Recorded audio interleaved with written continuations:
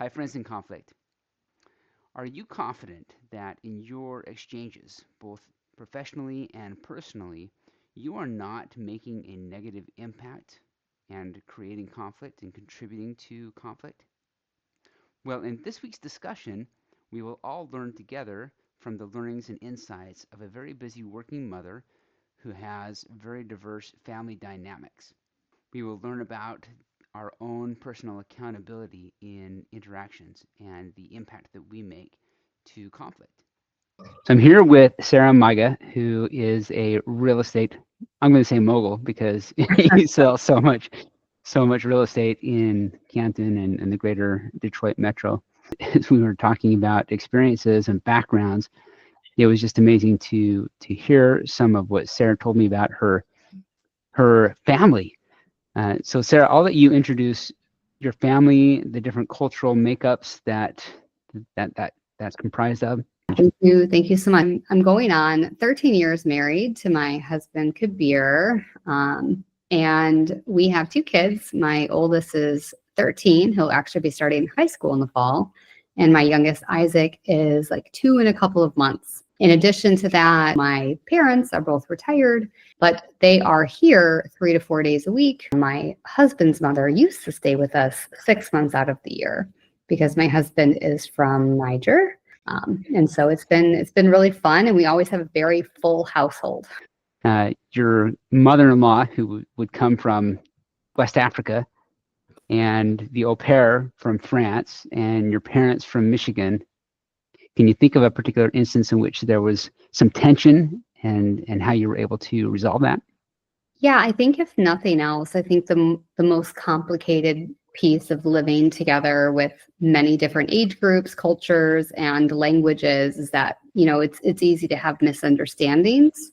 I'm fortunate that, my husband and I both speak French, but sometimes there can be a cultural connotation, or you might say something in that language. Like for me, I might do like a direct translation as opposed to what I should actually say in French. And then there's like a misunderstanding there, and everybody's kind of staring at each other like, did she really just mean to say that? Like, that's not an appropriate way to ask things. And so there was like one instance recently where my husband's brother actually came from France. My husband's oldest brother lives in Bordeaux with his family, and they came in for the first time to stay with us for a week. And I would always ask this question in English. It translates as very like straightforward, which is like, hey, for breakfast, do you guys typically eat? And if you eat, like, what is it that you eat for breakfast?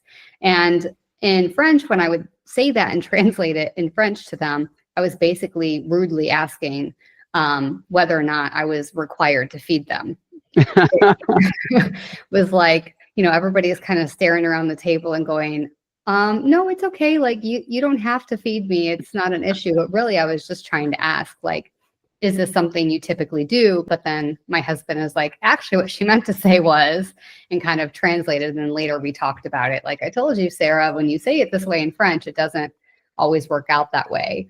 The other interesting piece too is like, my parents, they're here, but they're not just like your typical grandparents. They're really involved in the child rearing and childcare and, feeding and nap time and helping with potty training or getting my son to school. They're very integrated. We're all kind of pitching in, and we all live very differently. So we kind of have to find a balance in how we do these things. So just like trying to find ways to talk about difficult things without being disrespectful or without making somebody, feel less than, but also recognizing we all have our own kind of lens and how we experience things, we see things, our own childhood trauma, and how we might respond to those conflicts too. And so I try to be pretty aware, and I approach people very differently depending on like what we're going to be talking about and whether it's going to be a difficult topic for them or so on. But of course, conflict does come up from time to time, and sometimes it's healthy conflict and sometimes it's not healthy conflict. It just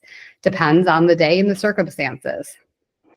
And I would submit that whether a conflict is healthy or not depends on how it's managed and how you respond to it. Conflict is conflict, and it's really neutral in its nature, but it's how we interpret conflict and how we respond to conflict that either escalates or de-escalates. Absolutely.